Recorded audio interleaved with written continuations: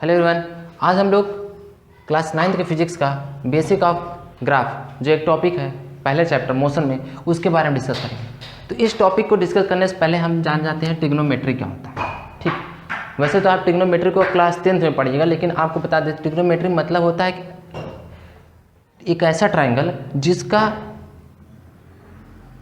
एक एंगल कितना हो 90 डिग्री का, उसके मेजरमेंट के बारे में, उसके मेजर के बारे में हम लोग क्या करते हैं, स्टडी करते हैं।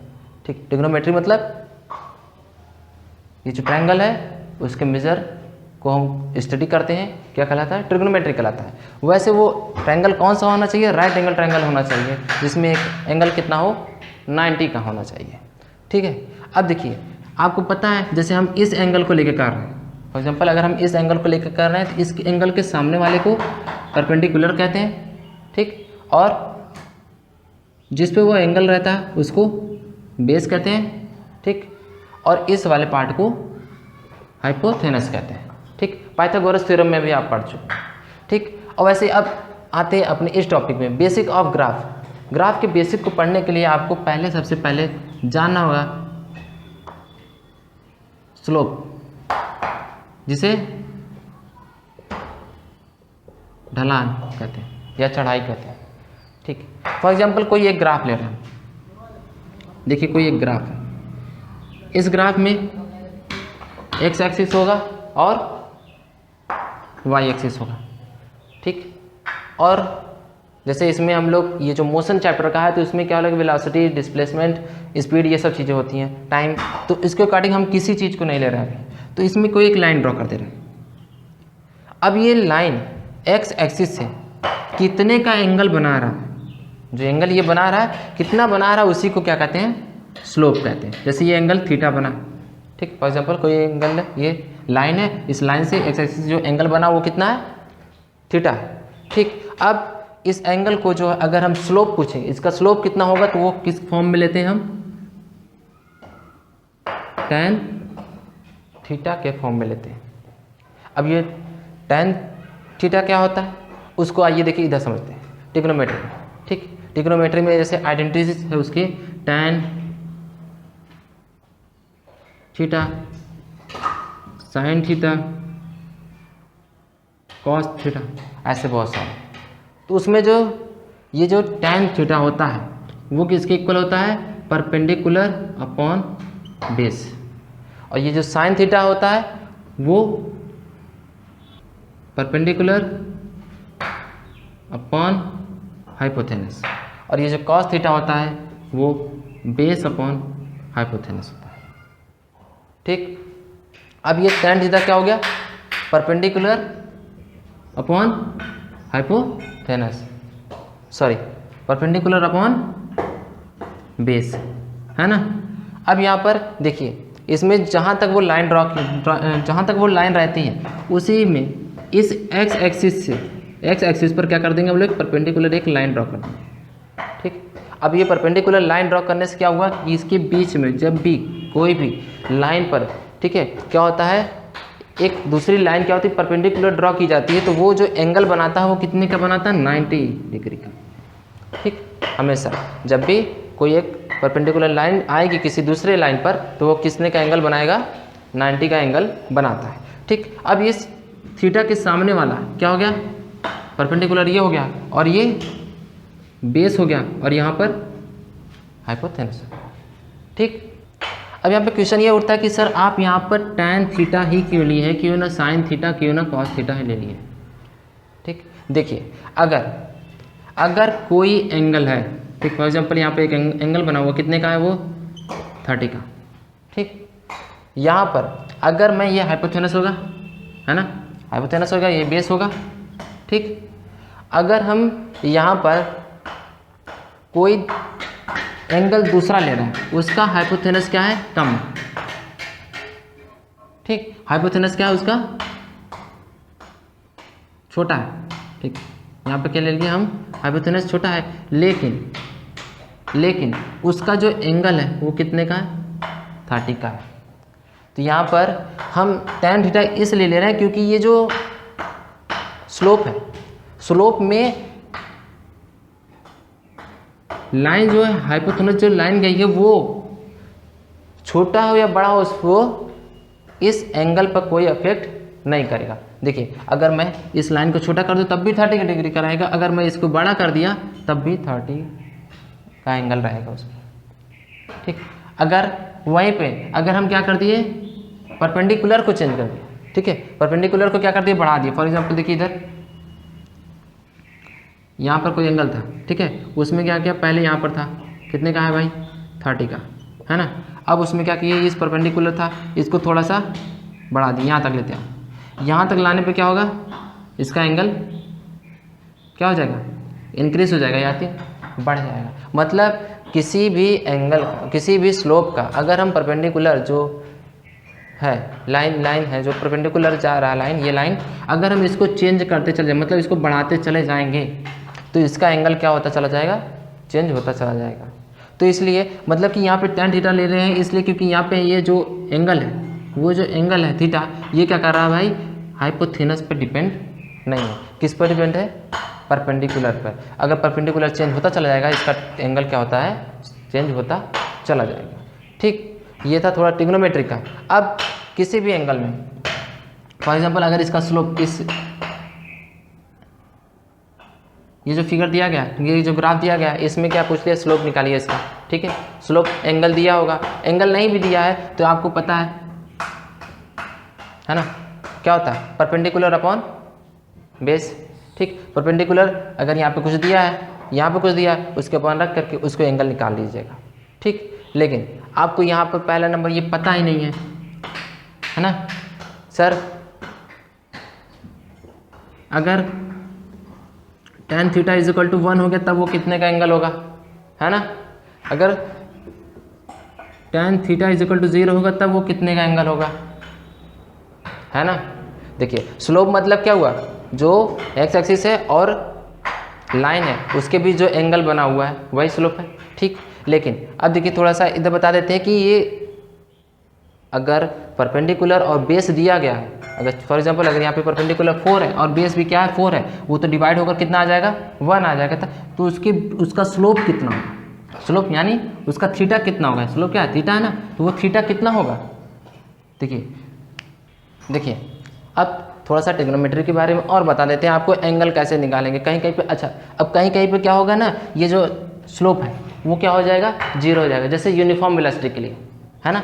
अगर हम यूनिफॉर्म वेलोसिटी लेंगे तो वो क्या होगा यूनिफॉर्म वेलोसिटी मतलब वो सीधा जाएगा ग्राफ जो बनेगा उसका सीधा बनेगा तो उसमें क्या होगा उसका जो स्लोप होगा वो क्या होता है 0 हो जाता है। क्यों अगर हम यूनिफॉर्म वेलोसिटी ले रहे हैं तो उसका स्लोप क्या हो जाता है 0 हो जाता है। ऐसा क्यों tan theta is equal to क्या होता है P अपॉन Q मतलब परपेंडिकुलर अपॉन बेस। ठीक है, तो देखिए किसी भी जो ट्रिग्नोमेट्री में है यहाँ पर जो अगर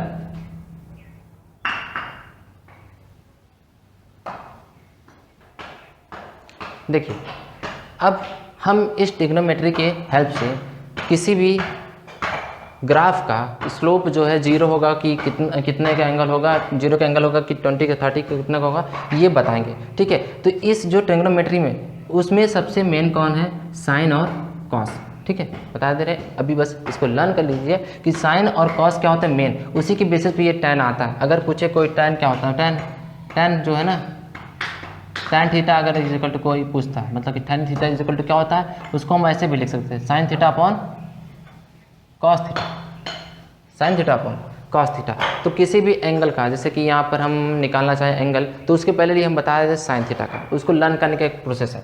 ठीक, जैसे यहाँ पर साइन का ले रहा है, ठीक है, यहाँ पर कितना होता है 0 का एंगल फिर 30 का फिर 45 फिर 60 फिर 90। ठीक, अब यहाँ पर देखिए इसमें क्या करना है 0 अपॉन 4 1 अपॉन 4 2 अपॉन 4 3 अपॉन में 4 और 4 अपॉन में 4। ठीक है, वैल्यू बता रहे इसको रेज करते रहे अभी बता रहे। देखिए इसमें कितना आ जाएगा अगर साइन 0 रहेगा तो कितना होगा सॉरी ये 0 है अगर साइन 0 है तो कितना हो जाएगा 0 आएगा। ठीक, अगर साइन 30 है ना, साइन 30 है तो वो उसका कितना हो जाएगा वैल्यू 1/, में अच्छा सॉरी इसका क्या लेना हमको रूट लेना, इन सभी का रूट कर दीजिए, है ना। रूट करने पे क्या हुआ, अब इसका कितना आ जाएगा 1/2, है ना, 1/2, इसका कितना हो जाएगा, यहाँ से 2 1 2, यहाँ से 2 कट गया, कितना आ गया 1/√2, और इसका रूट में 3/2, यहाँ पे √4 आएगा, √4 का वैल्यू कितना होता है 2 होता है। अब इधर कितना हो जाएगा, कट गया 1 आ गया तो 1 का 1 होता है। ठीक, अगर साइन 90 डिग्री का 90 डिग्री का वैल्यू कितना होता है 0, साइन 30 डिग्री का वैल्यू कितना होता है 1/2, और साइन 45 का कितना होता है 1/√2। ठीक, साइन 60 का रूट में 3/2 और साइन 90 का 1 होता है। ये देखिए साइन का था। अब कॉस का लेते हैं, कॉस का लेंगे तो यहाँ पर ये जो साइन का है उसी का जस्ट उल्टा होता है, मतलब 0 रहेगा तो 1, और 30 रहेगा तो रूट में 3/2, और 45 रहेगा तो 1/√2, और 60 रहेगा तो 1/2, और 90 रहेगा तो 0। ठीक, और अभी हम बताएं tan थीटा क्या होता है, sin theta upon cos theta. ठीक, अगर कोई वैल्यू फॉर एग्जांपल ले रहे हैं, अगर इसमें से कोई ले लीजिए sin 0 का tan 0 का, tan 0 कितना हो जाएगा, tan 0 0/1 ना, कितना होगा 0 हो जाएगा, तो यहाँ पे कितना आएगा 0, tan 0 = कितना हो जाएगा 0। अब यहाँ पे sin थीटा अपन cos थीटा का डिवाइड कर देंगे, कितना आएगा, यहाँ से 2 से 2 कैंसिल हो गया, कितना आ गया, ये इसके साथ मल्टीप्लाई होगा, कितना आएगा 1/√3, है ना। उसके बाद देखिए ये इसके साथ sin theta upon cos theta क्या हो जाएगा, ये कैंसिल हो जाएगा, इसके साथ कितना आ जाएगा यहाँ पर 1। इसके बाद इसको अगर हम इसके साथ डिवाइड करेंगे ना, तो यहाँ से 2 से 2 कैंसिल हो गया, और 3 1 जा 3, मतलब रूट में 3, है ना। अब इसमें से 1 में 0 से डिवाइड करना। देखिए कोई नंबर जो होता है अगर उस नंबर में 0 से डिवाइड करते हैं तो उसकी वैल्यू कितनी आती है, इनफाइनाइट आती है ना। तो इसका कितना आ गया इनफाइनाइट। अगर परपेंडिकुलर अपॉन बेस कितना आ गया 0, तो 0 कब आता है, जब उनके बीच का एंगल कितना होगा 0। तो अगर किसी स्लोप का, है ना, अगर किसी स्लोप का वैल्यू क्या हो गया 0 हो गया, तो उसके बीच एंगल कितना बनेगा 0 बनेगा, क्योंकि हम जो ले रहे हैं वो क्या है tan थीटा। tan थीटा में जब 0 का एंगल रहेगा तो 0 होगा, और 30 होगा तो 1/√3 होगा, और 45 होगा तो 1 होगा, और 60 होगा तो रूट में 3 होगा, और 90 होगा तो इनफाइनाइट होगा। ठीक है, तो अगर हम यूनिफॉर्म वेलोसिटी ले रहे हैं, अगर हम किसी भी ग्राफ में यूनिफॉर्म वेलोसिटी ले रहे हैं तो उसके बीच का एंगल कितना हो जाएगा 0। तो 0 है तो उसका वैल्यू कितनी हो जाएगी 0 हो जाएगी। ठीक, तो यूनिफॉर्म वेलोसिटी अगर हम किसी भी स्लोप का लेते हैं तो उसका क्या होता है, यूनिफॉर्म वेलोसिटी लेते हैं तो उसका स्लोप कितना आता है 0 आता है। क्यों 0 आता है, क्योंकि यहाँ पर देखिए उसके बीच एंगल नहीं बन रहा, कुछ एंगल नहीं बनेगा तो उसकी वैल्यू कितनी हो जाएगी 0 हो जाएगी। वही फॉर एग्जांपल अगर हम ले 1 आ गया, ठीक है, P/Q B/B मतलब परपेंडिकुलर अपॉन बेस कितना है 1 है, तो उसके बीच एंगल कितना बन रहा है, एंगल जो बनेगा थीटा वो कितना होगा 45 का होगा, है ना। उसके बीच एंगल कितने का बनेगा 45 का। देखिए 1 का वैल्यू कितना होता है 45, तो उसके बीच थीटा जो बना वो कितना है 45 का है। ठीक है, इसी तरह हम किसी भी ग्राफ का क्या कर सकते हैं स्लोप निकाल सकते हैं। ठीक, वही दूसरा जो इसका बेसिक होता है वो होता है एरिया, है ना।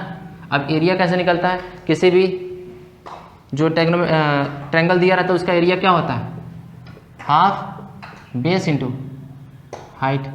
इसके बेस पे हम क्या करते हैं किसी भी ट्रिग्नोमेट्री का क्या निकाल सकते हैं एरिया निकाल सकते हैं। फॉर एग्जांपल अगर मैं इसी का लूँ एरिया निकालना है तो यहाँ पर देखिए बेस यहाँ पर मिल जाएगा, ये तो कोई पॉइंट ही होगा, है ना, लेकिन यहाँ पर कुछ नहीं पॉइंट होगा। क्या करेंगे हम इसके परपेंडिकुलर लाइन ड्रॉ कर देंगे, इस एक्स एक्सिस के क्या करेंगे परपेंडिकुलर लाइन ड्रॉ कर देंगे, है ना। इसके पैरेलल क्या करेंगे लाइन ड्रॉ करेंगे। जब लाइन ड्रॉ करने पे क्या होगा, ये जो पॉइंट जहाँ पे रहेगा इससे पता चल जाएगा ये जो जैसे यहाँ पर 4 है तो ये कितना हो जाएगा 4 हो जाएगा, यहाँ से यहाँ तक की लेंथ कितनी हो जाएगी 4 हो जाएगी। ठीक, वैसे यहाँ पर से या तो पहले से पता चल जाएगा क्योंकि यहाँ पर ये तो खुद उसी पर है एक्स एक्सिस पर है, इसलिए यहाँ पर इसकी लेंथ पता चल जाएगी, इससे यहाँ पर बेस पता चल जाएगा, यहाँ पर परपेंडिकुलर पता चल जाएगा, और यहाँ पर इसकी वैल्यू रख दीजिएगा तो आपको पता चल जाएगा 1/2 फार्मूला पता है, b इंटू एच, इसके हेल्प से आप उसका एरिया निकाल सकते हैं।